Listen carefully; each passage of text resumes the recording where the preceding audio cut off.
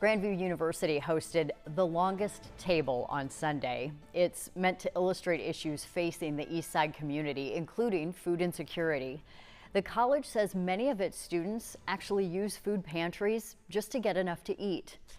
Also yesterday, the U.S. Department of Agriculture announced that it is terminating what's known as household food security reports, essentially the study of hunger in our country. So joining me to discuss the change is Tammy Nielsen. She's the president and CEO at the Food Bank of Iowa. Thanks for being with us. Thank you. So you're relatively new to this role, but you've been with the Food Bank for nearly a decade. Yes. I want to know where you were when you heard this news yesterday and what your reaction was. Well, I was at home on a Sunday. You know, I was going to go to the longest table, which I did that afternoon, but I was home on Sunday and I read that information. And it was just very shocking to me because it's been a report that's been in place for 3 decades, extracted the same way, the same data. And so you have that apples to apples year over year comparative so that you can watch for trends and, you know, see what's happening with hunger and food insecurity across our country. And so to have that data not be available any longer, or to not count those who are facing food insecurity, feels like they don't count. And that's counterintuitive to what we believe at Food Bank of Iowa. I think what I read in the statement that was released from the Food Bank yesterday is that, but then also, hunger will not go away. These people will not go away. No. In fact, we're seeing larger numbers month over month, year over year, really since April of 22, when those federal poverty relief programs reverted back to pre-COVID distributions. We really saw an uptick in our distribution and what our partners were distributing to neighbors in need. And we've continued to see that now 3.5 years running with really no end in sight. And so we know those numbers are going to continue to climb, and we know that we need to do more and serve more.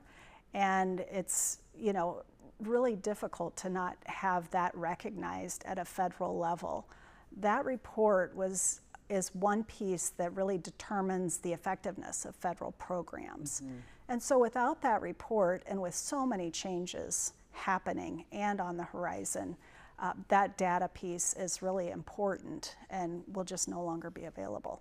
Okay, I want to read directly from the release that came from the USDA because to me it feels as if it sets the tone for this whole thing, and I think we've put this into a full screen so people can also see this for themselves.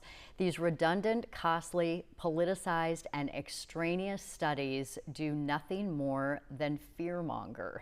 And then it goes on to say it's a means to support the increase of SNAP eligibility and benefit allotments that failed to represent anything more than subjective liberal fodder.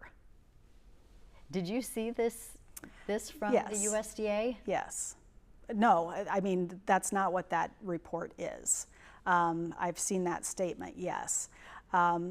It's been across all political parties. As I said, the report's been in place for 30 years and recognized as expert data from our federal government. And so, and that's certainly what we saw it as. And I know there's another report that's to be their final report released next month. So we'll be interested to really watch that as well. It's important data because hunger does exist in the United States, and it continues to climb. And we even see ourselves in the grocery store, the high cost of food, the high cost of living, the high cost of housing. And so folks are out there suffering. And so we come from a place of compassion and a place of conviction. And that data piece, not counting those who are food insecure, does not make it so that they go away or that hunger has been solved. I want to read another quote. Again, this is straight from the USDA in the news release that was sent out about this yesterday. It reads, "Trends in the prevalence of food insecurity have remained virtually unchanged, regardless of an over 87% increase in SNAP spending between 2019 and 2023. So again, this is something that is at odds with what you've seen as someone who's boots on the ground in this sphere. Correct. As I said, we see month over month where the food distribution and the need continues to grow. The number of people being served continues to grow. I know that's not just an Iowa problem. It's not just a Des Moines problem. We serve 55 counties, and all of our counties are seeing that increase in food insecurity and folks visiting, and many for the first time, utilizing the charitable food system. That's true across the country. And so we know, because we are doing the work, that food insecurity exists, and it exists at an increasingly alarming rate. Okay, Tammy Nielsen, President and CEO with the Food Bank of Iowa. We could talk for a lot longer about this and many other topics connected to your work, but we appreciate it. Thank you. And we'll be right back.